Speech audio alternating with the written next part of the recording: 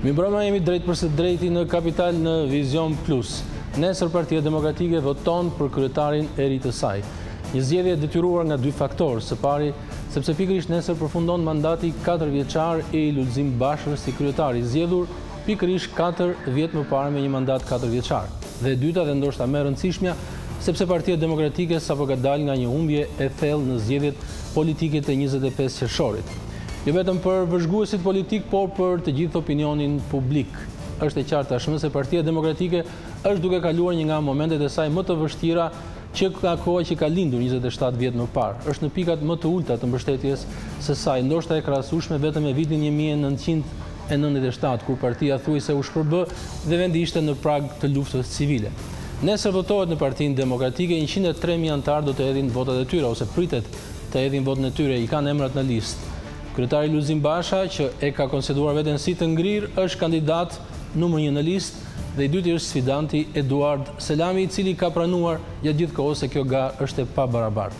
Megjithatë, një zhvillim shumë i rëndësishëm është duke ndodhur në Partinë Demokratike prej disa javësh. Një grup mjaft i rëndësishëm i eksponentëve të saj janë kundër kësaj që po ndodh në Partinë Demokratike, kundër garës, dhe në këtë momente një pjesë e tyre, një mbështetësit e tyre janë mbledhur në Tiranë në sallën e Akademisë së Arteve për të diskutuar dhe për të vendosur se çfarë do të bëjnë në të ardhmen. Ne do të lidhemi me këtë ambient. Është për ne Olta Blaceri aty. Shpresoj të dëgjojmë dhe të lidhemi me Oltën në këtë momente. Olta, mirëmbrëma. Mirëmbrëma. Atëre, nga pamjet që kemi parë, kemi vënë re se janë pothuajse të gjithë ish eksponent të Partisë Demokratike, ata që janë përjashtuar në një farë mënyrë ose quhen të mënjanuar nga kryetari Basha. A mund na thuash cilat janë të rejat më të fundit nga ajo sallë? Atëherë, grupi anti-Basha, ose siç preferojnë ata të cilësohen lëvizja për ringritjen e Partisë Demokratike, ku përfshihen Astrid Patozi, Besnik Mustafaj, Gens Ruli, Arben Imami, Majlina Breku, janë mbledhur në Akademinë e Arteve prej orës 19:30 por herë të fundit për të theksuar se gara për kreun e Partisë Demokratike është një farsë. Besnik Mustafa, Ridvan Bode e Majlina Breku kanë folur deri në këto momente dhe ata e kanë bërë të qartë qëndrimin e tyre. 22 korriku, sipas tyre, nuk është një moment i ri në Partinë Demokratike që do të shërbente rritjes së PD-s, por është një moment i shpërdoruar, është mungesë demokracie, është farsë dhe ata nuk do të votojnë nesër. E pritet që mbështetësit e tyre në fakt të mos votojnë nesër. Aktiviteti që në këto momente që ne flasim ende vazhdon dhe pritet fjala e Astrid Patozit, ish kryetarit Partisë Demokratike, i cili do të mbyll këtë aktivitet të fundit të grupit anti-Basha, të cilët më herët kanë takuar demokratët e Durrësit, të Vlorës dhe të Korçës, me të njëjtin mesazh që gara në Partinë Demokratike është farsë, duhet të ndërpritet. Ka patur edhe peticione nga demokratët e Shkodrës, Tiranës, Vlorës, Durrësit dhe Korçës, pikërisht për të ndërprerë garën. Por me sa duket, gjithçka tashmë është e kotë. Gara për kreun e Partisë Demokratike do të zhvillohet nesër mes Eduard Selamit dhe Lulzim Bashës, dhe ndërsa kundërshtarët e Bashës ishin në sallën e Akademisë së Arteve, ka ardhur dhe njoftimi i fundit i komisionit që organizon zgjedhjet në Partinë Demokratike për të sqaruar se 73 kutitë e votimit së bashku me listat dhe fletët e votimit janë shpërndarë tashmë në gjitha degët e Partisë Demokratike prej orës 8 të mëngjesit ditës së nesërme deri në orën 19:00. Demokratët janë të ftuar të votojnë për kryetarin e ri të tyre. Olta, i ke ndjekur nga afër zhvillimet në Partinë Demokratike dhe sidomos këto të javëve të fundit, çfarë mund të pritet realisht grupi i quajtur anti-Basha, çfarë mund të bëj konkretisht, duke filluar nga dita e nesërme? Astrid Patozi dhe Besnik Mustafa e kanë theksuar se lëvizja për ringritjen e Partisë Demokratike nuk përfundon sot, do të vazhdojnë në një rrugë tjetër mbas 22 korrikut, por për të qenë vërtet në momentin që të gjithë këto figura të rëndësishme, sot janë deputet dhe janë pjesë e forumeve vendimarrëse të Partisë Demokratike, janë pjesë e kryesisë, pjesë e Këshillit Kombëtar. Por nesër, pas 9 shtatorit, kur mos kenë më mandatin e deputetit, nuk do të jenë më as pjesë e Këshillit Kombëtar, as pjesë e kryesisë dhe as një forumit të Partisë Demokratike. Do të ishte e vështirë dhe në fakt e pa precedent në historinë e partive politike shqiptare, që ata të mund të imponoheshin kryetarit Partisë Demokratike Lulzim Basha. Të paktën treguoi që 3 javë të fundit ata nuk arritën të imponoheshin për të vendosur rregulla gare siç i konceptonin ata. Do të ishte realisht e vështirë për të parë për t'ju imponuar Partisë Demokratike, për t'ju imponuar Lulzim Bashës me rregullat e tyre në momentin që ndodhen jashtë forumeve. Por të paktën Astrid Patozi, Besnik Mustafa, edhe pse nuk e kanë saktësuar se çfarë do ndodh 23 korrik, kanë theksuar se lëvizja për ringritjen e Partisë Demokratike do të vazhdojë.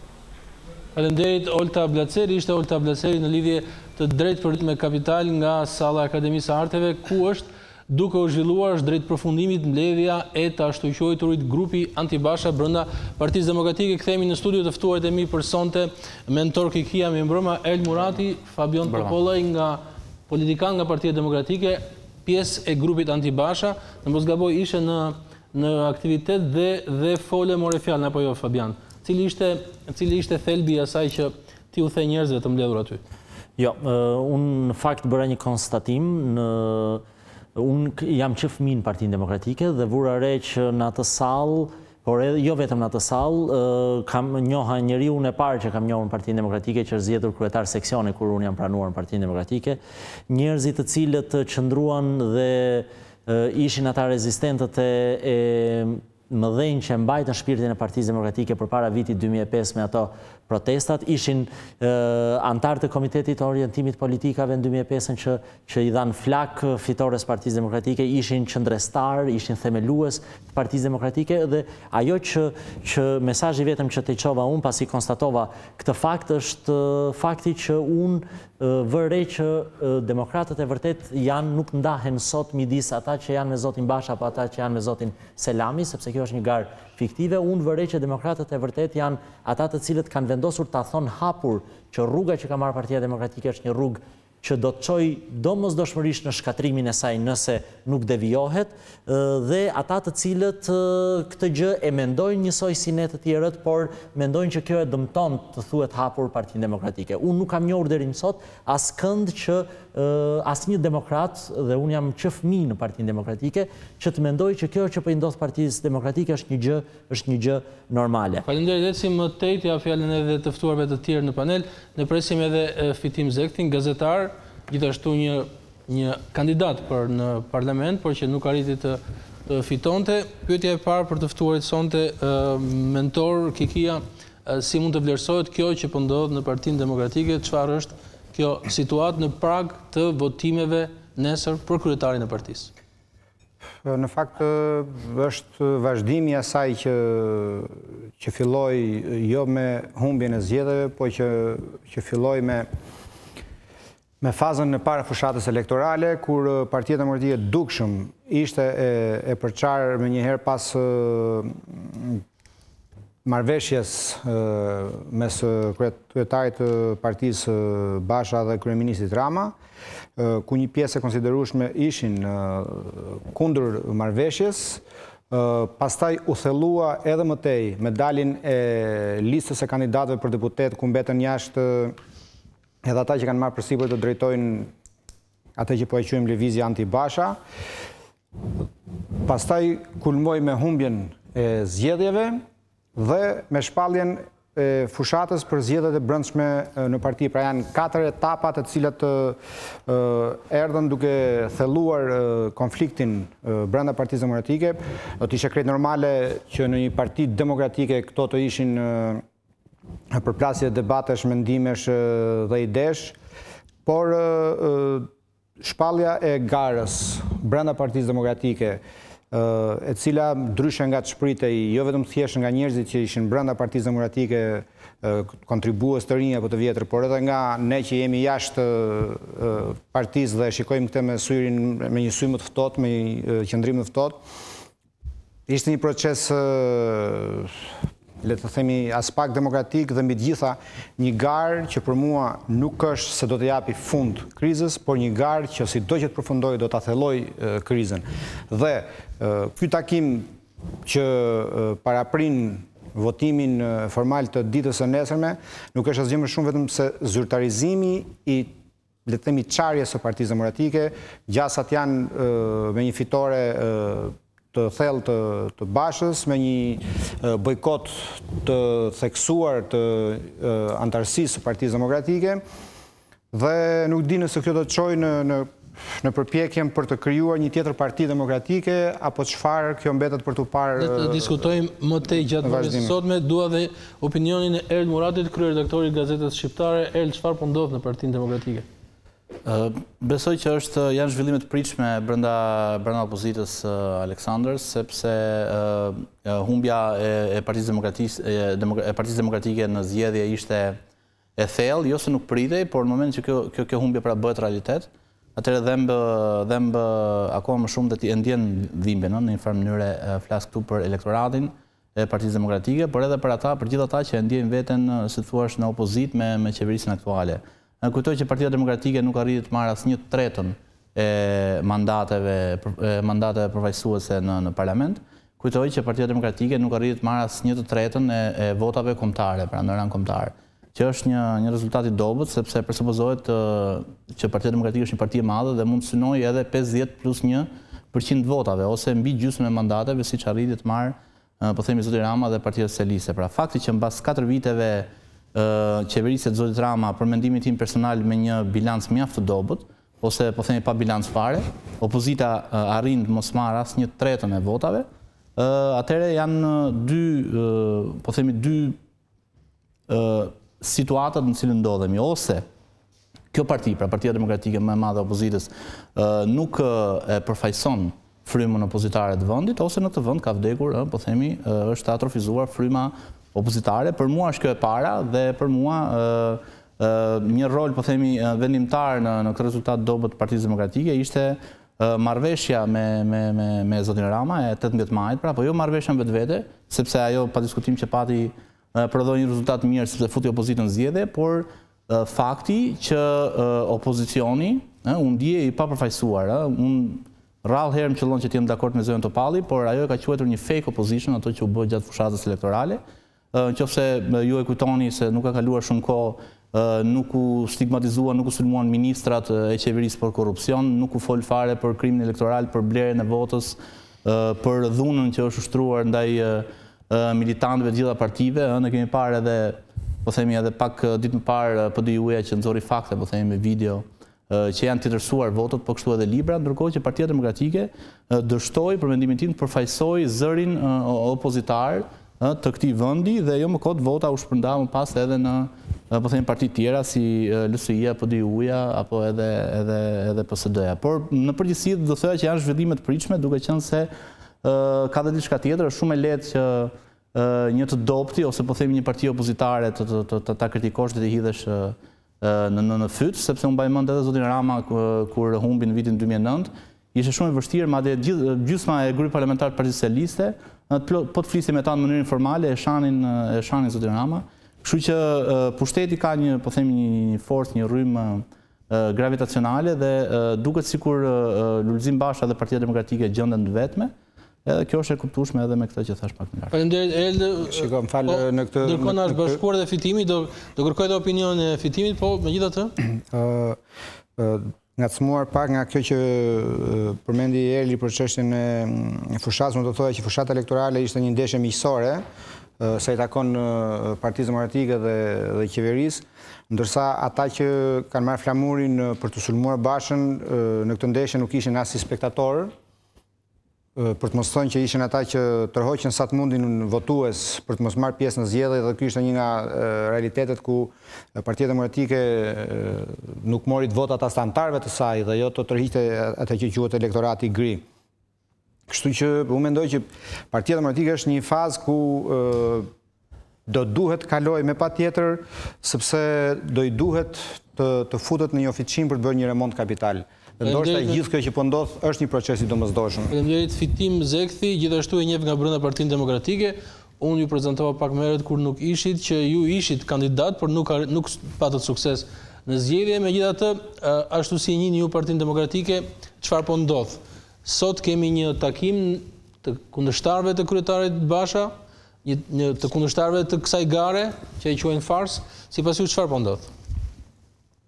Unë mendoj që nuk po ndodh ndonjë gjë e jashtëzakonshme. E jashtëzakonshme është komunikimi publik në Shqipëri, e jashtëzakonshëm është interesi për gjëra të parëndësishme në Shqipëri, mendoj unë. Edhe duke patur interes të jashtëzakonshëm për gjëra të parëndësishme, gjëja e parëndësishme bëhet e jashtëzakonshme dhe bëhet e çfarë konkretisht është e parëndësishme në këtë kuptim? Partia ka pasur një rezultat shumë të dobët në zgjedhje, jashtëzakonisht dobët, por arsye nga më të ndryshmet, shumë ndryshe, por mendoj që një arsye të bazë është manipulimi i zgjedhjeve nga shumica e qeverisë, nga koalicioni qeveritar, i cili në fakt është faq i ndarë në fushat, por ka qenë për 4 vite në pushtet së bashku. Pa kjo është arsyeja themelore, ka arsye të tjera që nga mënyra si u bë fushata, që nga mënyra si u përkufizu opozita, që nga mënyra si u përkufizu kundërshtari, që nga mënyra si mund të jetë ndërtuar programi ekonomik, e 10 gjëra tjera që mund të kenë lidhje me inteligjencën emocionale, si u perceptu kjo opozitë para njerëzve. Por kjo është arsyeja bazë, duke qenë se kjo është në gjykimin tim arsyeja bazë, duke qenë se ka marrë një rezultat shumë dobët Partia Demokratike, ka emocione të mëdha, ka shpjegime subjektive të pafundme, ka shpjegime racionale të pafundme, të cilat në këtë areal gjigant komunikimi ku e parancishme është e jashtëzakonshme dhe e rëndësishme, ka bërë të duket sikur Partia Demokratike ka rënë një bombë jashtëzakonshme, por në gjykimin tim nuk ka ndodhur një bombë jashtëzakonshme, është një rrugtim politik normal në një demokraci hibride si Shqipëria, ku zgjedhjet çfarë duhet biri më në një parti politike që ka humbur zgjedhjet. Gjysma ka humbur Lincolni, ka humbur edhe dakord, gjysma rezultat nuk i ka humbur në 97. Gjysma e partisë është mbledhur në një vend dhe gjysma e partisë është në një vend tjetër. E para unë po paraqes mendimin tim.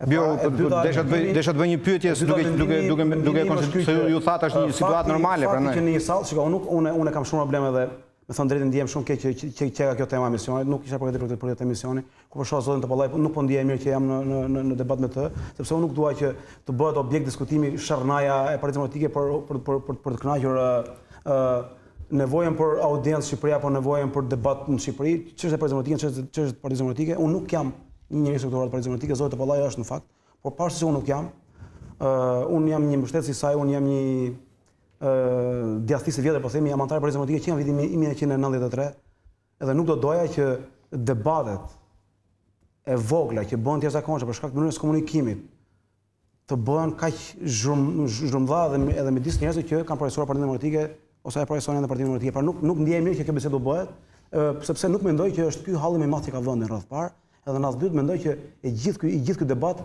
është i keq drejtuar, është i keq arsyetuar dhe është i keq menaxhuar nga gjithë secili që është përfshirë në këtë debat. Kështu që nuk kam qejf sepse e di se nuk kam qejf sepse të gjithë thonë që unë jam tani mbështetës i Bashës. Pas zoti Topollaj me të parën do shpërthej, zoti Kikia, njerëzit e mi, miqtë e mi, ata që nuk më duan, do thonë gjithë që ky tash po flet në emër të atyre që po përkrahin Lulbashën ose po flet si një aq po keq ushtari i Lulbashës. Unë nuk jam fare ushtari i Lulbashës, nuk jam asnjë mbështetës i Lulbashës. Jam një demokrat, një djathtist, jam një opinionist, jam i studiuar shkenca politike që kam këtë mendim. Mendoj që Shqipëria ka hallë shumë më se sa debatin PD për mendimin tim nuk është një debat, sikur sa thash, i shëndetshëm, është një debat emocional, subjektiv, irracional, keqdashës në raste. Aty ka njerëz që kanë shpërthyer deri dje kanë qenë mbështetës, pastaj sapo nuk kanë emrin në lista filluan të shpërthejnë, e me radhë, unë nuk duhet hyj në këto diskutime sepse nuk marrën kurrë. Faleminderit Fitim, unë e mora opinionin e parë nga të gjithë të ftuarit në panel. Në fakt nesër Partia Demokratike voton, unë e kam zgjedhur temën e emisionit Partia Demokratike voton për lider apo për kryetar. Le të shohim se cilët janë kandidatët. Ne kemi përgatitur nga një profil të shkurtër, ndonse ata njihen shumë mirë, megjithatë për të ecur më tej me debatin, cili është profili i Lulzim Bashës, përgatitur nga Genta Zizi.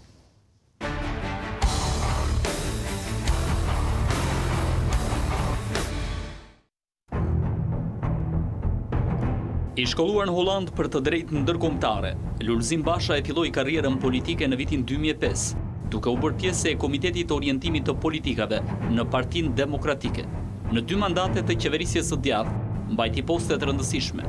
Si ministri i punëve publike, u përball me akuzën për aferë në rrugën e Kombit. Më pas u besua diplomacia, ku gjithashtu u përfol për një marrëveshje të dyshimtë në dëm të interesave të Shqipërisë, e lidhur me përcaktimin e kufirit detar me Greqinë. Në 21 janar të 2011-s, ishte ministri i brendshëm e opozita e majtë e akuzoi si një nga përgjegjësit kryesor për vrasjen e protestuesve në bulevardin përballë kryeministrisë.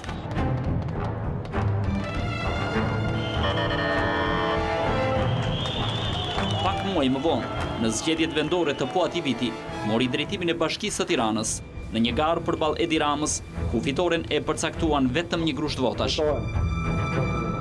Mandati 4 vjeçar konsiderohet i pasuksesshëm. Nuk laj gjurmë pozitive në bashkinë e kryeqytetit. Humbja e Partisë Demokratike në 2013 solli dorëheqjen e liderit historik të së djathtës. Në zgjedhjet për kreunëri, Sali Berisha mbështeti hapur Lulzim Bashën, çka bëri që ai të fitonte thellë përballë Sokol Oldashit.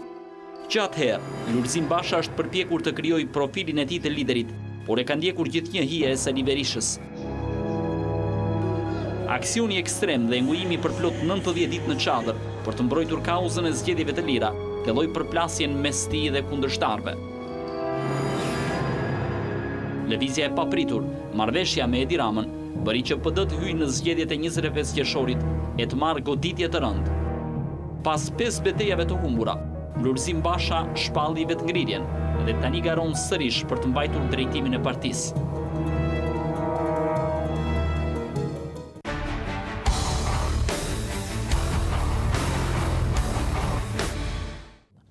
Lulzim Basha është kandidati, është numri 1 në listën me 2 emra, i dytë është Eduard Selami, dhe të gjithë pothuajse të gjithë ata që ndjekin politikën, komentatorët thonë se ai nesër e ka të fituar garën. Fabian, gara nesër është e mbyllur, thonë shumë njerëz. Po sigurisht, Lulzim Basha vendosi që të mos bënte një garë, vendosi të shkonte në një akt formal, edhe kandidati që ka përballë e ka shprehur haptazi që kjo nuk është garë, është e çuditshme që ai vazhdon këtë diskutim, gjithsesi unë dua ta marrë diskutimin atje ku e lash në ato pak minuta që e mora në fillim të emisionit. Unë mendoj që demokratët sot nuk janë të ndarë midis përzgjedhjes së zotit Basha apo zotit Selami për kryetarin e Partisë Demokratike. Sot demokratët janë të gjithë në të njëjtin mendim që Partia Demokratike është në një moment shumë decisiv për të.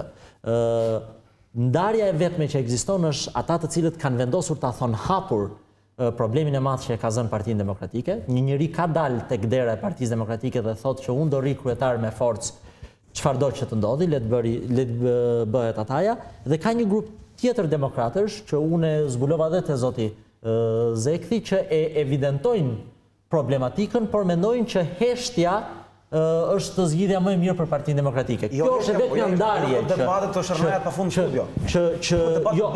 Shernaj vetëm Shernaj për Kunati, Baja, Pezja, Partia e Kunatit, kjo nuk është debat politik. Thua ti, unë nuk e kam thënë as Kunatin, as Tezën, as Hallën ndonjëherë. Nuk e keni thënë ju. Ju erdhët me vonesë në emision dhe nisët dhe folët për një debat kur ne nuk patë mundësi as të shikoheshim vizualisht, nuk kemi dalë ta përfundoj unë. Se po bën Fitim, po bën ti debat. Unë nuk të ndërhyva.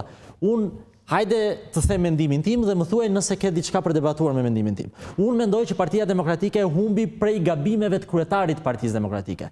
Dhe nuk mendoj vetëm gjatë fushatës elektorale, por kryetari i Partisë Demokratike në 2 vitet e fundit lëshoi 2 kartat më të forta që ka opozita. Kartën morale të saj dhe atë që quhet opozitarizëm frontal.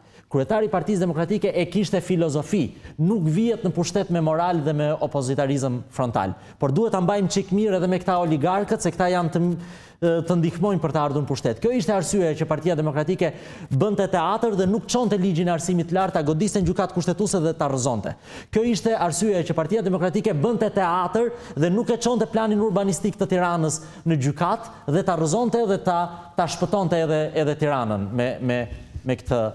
Tani le të debatojmë. A jemi dakord të gjithë që marrëveshja që zoti Basha bëri me Edi Ramën, jo ajo publikja, se ndoshta ishte i detyruar ta bënte atë në një moment caktuar. A jemi dakord që fakti që zoti Basha në fushatë elektorale shfokusoi goditjen nga Edi Rama, nga problemi kryesor i opozitës, nga droga, nga korrupsioni, nga kriminalët, e shfokusoi, nuk ishte më Edi Rama në qendër të goditjes opozitës, po ishte Ilir Meta. A bëri kjo që shqiptarët të mendonin, populli opozitar, ata 200.000 veta që nuk vajtën në zgjedhje, të mendonim që zoti Basha ka bërë një marrëveshje me Ramën për të vajtur në qeveri, dhe 2 fjali kam. A bijem dakord që Partia Demokratike mbas humbjes më të thellë, që s'kishte asnjë mundësi, asnjë argument politik të kundërshtonte atë që thot zoti Zekthi për vjedhje, sepse është një tjetër gjë fakti në politikë dhe është një tjetër gjë mundësia për të argumentuar faktin. Partia Demokratike është e vërtet që ju vodhën votat, Partisë Demokratike, por Partia Demokratike nuk kishte mundësi ta denonconte këtë, sepse Partia Demokratike ju plotësuan të gjithë kërkesat me atë firmën që hodhi Lulzim Basha për të marrë drejtorin e hipotekës. A bijem dakord që partia dhe dy fjali dhe e përfundova? Dhe dy fjali dhe e përfundova? Vetëm dy fjali dhe e përfundova. A bijem dakord që Partia Demokratike kishte nevojë që përpara se të bënte zgjedhjen për kryetarin, të paktën të bënte një mini analizë që të gjente arsyet pse humbi, që kryetarin e ri neve ta zgjidhim në përputhje me këto arsye që herës tjetër të mos humbim, fitojmë herës tjetër. Fabian, pse zoti Basha? Një sekondë, duhet të shpërndaj kohën, do ta jap përsëri fjalën. Atëherë vazhdojmë me kolegët e mi. Mentor Basha, unë do t'i kaloj të dy kandidatët, profilin e Bashës e kaluam, pra të gjithë po thonë që ai nesër fiton, që gara është e mbyllur, ndërkohë kritikat e grupit janë këto që po i artikulon Fabiani këtu. Fitim Zekthi thotë që nuk është kaq e rëndësishme ose ky debat nuk po drejtohet në mënyrën e dur. Tani Basha sipas mendimit tënd si është në gjithë këtë situatë, si vjen ai në garë dhe me çfarë morali paraqitet ai për të rifituar, për të mbajtur nesër postin e vet? Shiko, perceptimi edhe joni këtu në këtë studio që Basha ka të fituar garën ende pa u çelur procesi votimit, bazohet edhe mbi faktin që nuk pati një fushat mirëfilli brenda Partisë Demokratike dhe mbi të gjitha opozitarët apo kundërshtarët e Bashës nuk është se bën fushat për të mbështetur kandidatin rival të tij zotin Selami, por në të gjitha thirrjet që kanë drejtuar anëtarëve të Partisë Demokratike kanë qenë për të bojkotuar këtë zgjedhje në mënyrë që t'i delegjitimojnë, në mënyrë që me atë numër votash që kushdo që të zgjidhet nesër kryetari i Partisë Demokratike të mos konsiderohet nga ata që e kundërshtojnë. Kështu që në këtë mënyrë me pjesën bojkotuese dhe me vajtjen drejt kutive votimit vetëm të mbështetësve të zotit Basha, a forfait konsiderohet ai që do të jetë fituesi. Në fakt unë kam thënë edhe këtu në këtë studio që unë nuk prisja këtë lloj fushate. Unë prisja që Partia Demokratike të mos i mbante zgjedhjet brenda saj kaq shpejt, por ky të ishte një proces shtërues jo thjesht nga ana analitike se pse humbëm dhe çfarë duhet bëjmë, por kjo të jepte mundësi sa më shumë njerëzve dhe unë realisht po prisja që të kishte një garë ku të ishin minimumi 15 vet në listë dhe gjithkusht të shoshiste, të paraqiste platforma, gjithkusht të mund të shprehte oratorinë e tij politike, filozofinë e tij politike dhe ajo që do ndodhte dhe që lidhet katërsipërisht edhe me titullin që ju e keni vënë emisionit lider apo kryetar, unë prisja që ky proces shkundës në radh parë të nxirrte një lider, sepse sot skena politike e opozitës, nuk po flas thjesht për Partinë Demokratike, por e opozitës ka nevojë për një lider dhe jo për një kryetar burokratik që të mbaj vullën dhe të mbaj shkresat, por ka për nevojë për një lider që të prodhoj frymëzim tek njerëzit, një lider që të shkund ata që nuk shkojnë të votojnë, ata që janë mosbesues, ata që kanë humbur shpresën te politika, në mënyrë që të mos mbahet në pushtet partia fituese kushdo qoftë me 25% të votave të shqiptarëve. Dhe ky lider nuk do prodhohesh nga një fushat shpejt dhe nga disa takime që më së shumti i ngjanin vazhdimit fushatës elektorale ku në vend të shpaloseshin idet për ngritjen e Partisë Demokratike, thjesht vazhdohesh, kritikohesh Edi Rama, kritikohesh qeveria. Po kaq e shkurtër nuk nxjerr dot asnjë kryetar legjitim, jo më një lider jo. Kështu që unë nuk kam, duke që mos pa të drejtë vote brenda Partisë Demokratike, nuk kam të drejtë ta kontestoj atë që do zgjidhë kryetar nesër. Por unë them që nuk do dalë një lider. Mentor, jemi te kandidati Basha, do të diskutojmë edhe pas një ndërprerje të shkurtër për publicitet.